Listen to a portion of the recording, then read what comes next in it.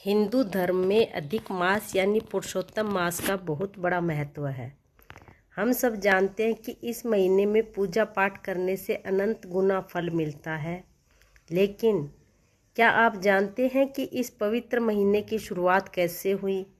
क्यों इसे पहले मलमास कहकर दुत्कारा जाता था और कैसे भगवान विष्णु ने इसे अपना नाम देकर इसे सबसे श्रेष्ठ महीना बना दिया?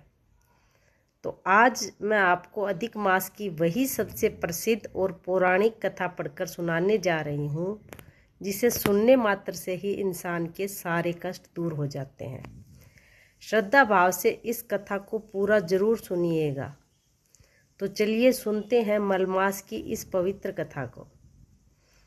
कथा के अनुसार जब ज्योतिष गणना के आधार पर सूर्य वर्ष और चंद्र वर्ष के तालमेल को बिठाने के लिए हर 3 साल में एक अतिरिक्त महीना जोड़ा गया तो उसे अधिक मास का नाम मिला। लेकिन मुसीबत यह थी कि इस महीने का कोई स्वामी यानी कोई देवता नहीं था। इस वजह से इसमें कोई भी शुभ कार्य जैसे विवाह, मुंडन, जनेऊ या गृह प्रवेश नहीं होते थे। लोग इसे मलमास यानी अशुद्ध महीना कहने लगे। हर कोई इस महीने की निंदा करता था, उसे अपवित्र समझता था। मलमास बहुत दुखी हो गया। उसे अपने अस्तित्व पर रोना आने लगा कि भगवान ने मुझे ऐसा क्यों बनाया जिसे सब दुत्कारते हैं। अपनी इस घोर उपेक्षा और अपमान से तंग आकर मलमास एक दिन रोता हुआ बैकुंठ धाम पहुंचा। वहां भगवान श्री हरि विष्णु माता लक्ष्मी के साथ विराजमान थे। मलमास को अत्यंत पीड़ित और रोते हुए देखकर भगवान विष्णु ने बड़े स्नेह से पूछा, हे तात, तुम इतने व्याकुल क्यों हो? तुम्हारे इस रुदन का कारण क्या है? तब मलमास ने हाथ जोड़कर कहा कि प्रभु, इस संसार में हर क्षण, हर दिन और हर महीने का कोई न कोई स्वामी है। सब पूजनीय है, लेकिन मुझे सब मलमास कहकर दुत्कारते हैं। ना मुझ में कोई मांगलिक कार्य होता है, ना कोई मेरा आदर करता है।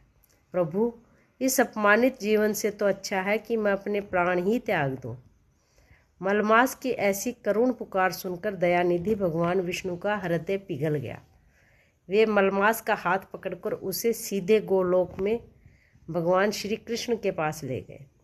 श्री कृष्ण ने जब मलमास की पूरी व्यवस्था सुनी तो वे मुस्कुराए और बोले, हे मलमास, अब तुम आंसू पोंछ लो।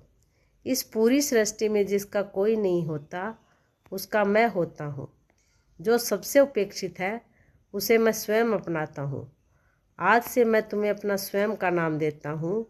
अब से संसार तुम्हें मलमास या अशुद्ध मास नहीं, बल्कि मेरे ही सबसे प्रिय नाम पुरुषोत्तम मास के नाम से जानेगा।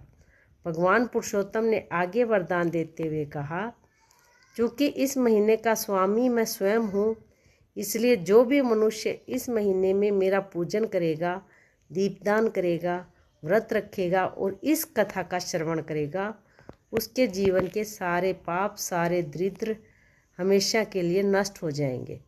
इस महीने में की गई थोड़ी सी भी भक्ति का फल भी बाकी 11 महीनों की भक्ति से कहीं ज़्यादा बढ़कर मिलेगा।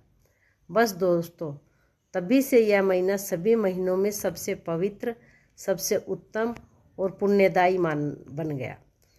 तो दोस्तों, यह थी अधिक मास की वह पावन कथा जो हमें सिखाती है कि जब दुनिया हमारा साथ छोड़ देती है, तब भी ईश्वर का द्वार हमारे लिए खुला रहता है। इस पवित्र पुरुषोत्तम मास में आप भी भगवान विष्णु का ध्यान करें और ओम नमो भगवते वासुदेवाय का जाप करें। कथा आपको कैसी लगी मुझे कमेंट में ज़रूर बताएं। अगर पढ़कर सुनाने का मेरा यह प्रयास आपको पसंद आया हो तो इस वीडियो को एक लाइक ज़रूर दीजिएगा और अपने परिवार के साथ शेयर कीजिएगा।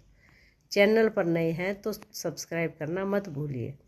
मिलते हैं अगली कथा में, तब तक के लिए जय श्री पुरुषोत्तम भगवान, जय श्री कृष्ण।